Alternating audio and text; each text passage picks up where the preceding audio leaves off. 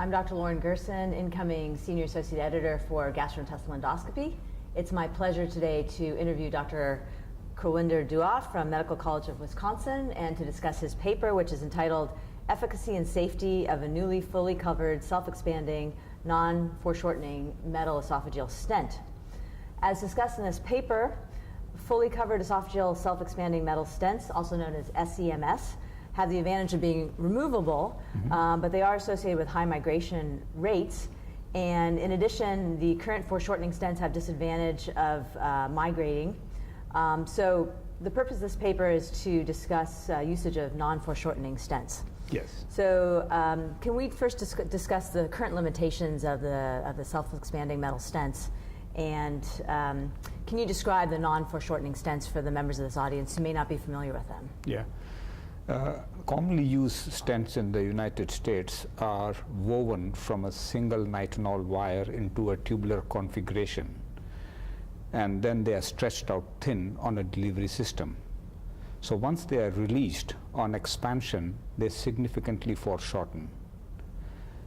This leads to some issues when you try to precisely position a stent across strictures, especially when they are near the upper esophageal sphincter. And the second issue with these foreshortening stents are that the listed or stated length of the stent is the length when the stent has fully expanded. But what if you put a stent in a tight stricture that doesn't allow it to fully expand? So a stated, say, 10 centimeter length will end up being 12 centimeters if it doesn't fully expand. And I do occasionally get calls from my community gastroenterologists who tell me that they picked up the right length of the stent, but why did it land up in the hypopharynx? Because it was a bit longer. So to overcome this issue, where woven stents tend to foreshorten, what the new design of stents have been that you take a nitinol tube, and rather than having a wire woven into a stent, just use laser and make it into a stent configuration by cutting the nitinol tube. So that is then loaded into the delivery system, and when it releases, it just readily expands without any foreshortening. And the companies have actually put a mark at the top end of the stent, which you can see endoscopically when you pass your scope parallel to the delivery system. And if you see the mark which tells you where the upper end of the stent is going to be, you can deploy these now with endoscopic monitoring without any fluoroscopy, because they don't foreshorten. So can you tell us how you designed this current study and what the major findings were? Yeah. Now, in our institute, we did not pre-select patients for this study. On clinical grounds, all our patients who required a metal stent were enrolled over a period of roughly 1 year. And what we do, whether they take part in the study or not, I do not put stents in patients who can tolerate a soft diet, because that's the best you can get out of a stent, so why put one? So all my patients where I put stents on clinical grounds, irrespective whether they take part in the study or not, have to have dysphagia of grade 3, which is that they are struggling even swallowing liquids. So all consecutive patients with malignant dysphagia, whether it is palliative or whether it is locally advanced going to neoadjuvant therapy as bridge to surgery, we place these stents.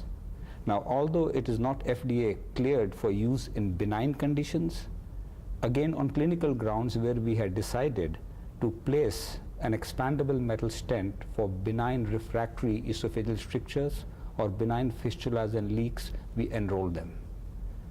And these were enrolled, and we prospectively collected the data into our clinical database, which then we got IRB approval to go back and retrospectively look at the efficacy and safety of the stent.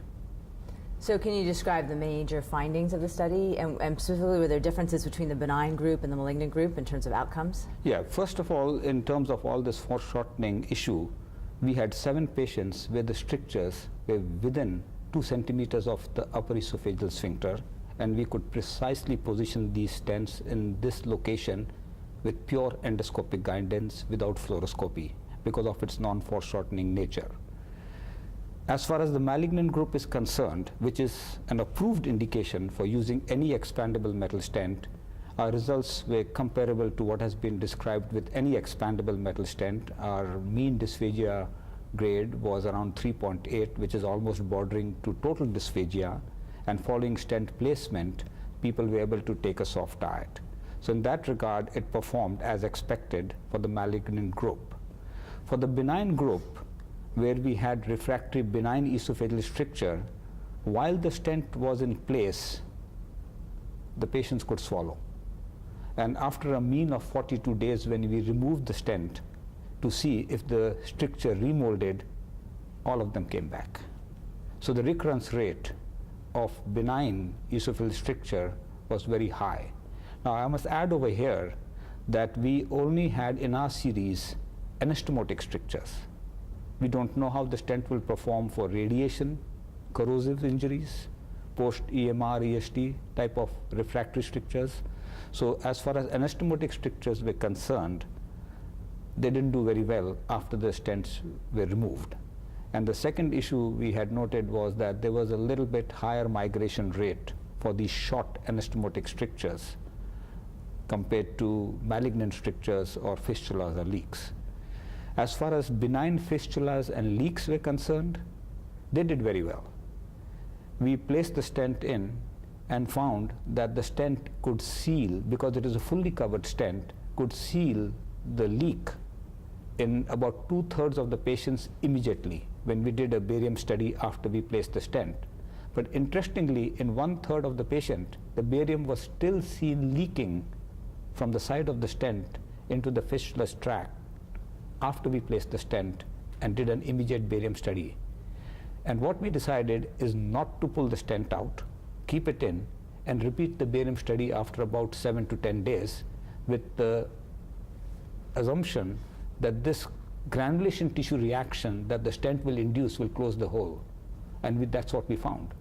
So we feel that there are two mechanisms by which the fistula closes. One is by immediate sealing with the covered membrane, and second is by the granulation tissue reaction the stent induces. So I would not panic if somebody does a barium study immediately after placing the stent and finds that the leak is still there. Just wait, keep the patient nail by mouth for a week, and the granulation tissue will eventually close that hole. And after we removed the stent, all our patients, we had 6 of these, the leak on follow-up at around about 29 weeks, they all closed, healed, for benign group. Now, were there any other major complications in either groups? Yes, we had a complication in one of our anastomotic leaks that was only 24 hours old in a patient who had a bypass surgery. And we went ahead and we placed the stent, and the patient developed acute pneumoperitoneum. I don't think that was necessarily related to the stent, but because there was a hole and the surgery was kind of 24 hours old, air leaked out from the anastomotic site into the peritoneum. And this is an important lesson we learned, that in these situations, especially if the leak is fresh, use carbon dioxide for insufflation.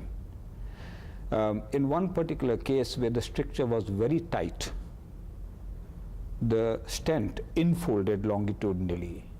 The foreshortening stent elongates, but the stents that do not foreshorten and cannot fully expand tend to longitudinally infold.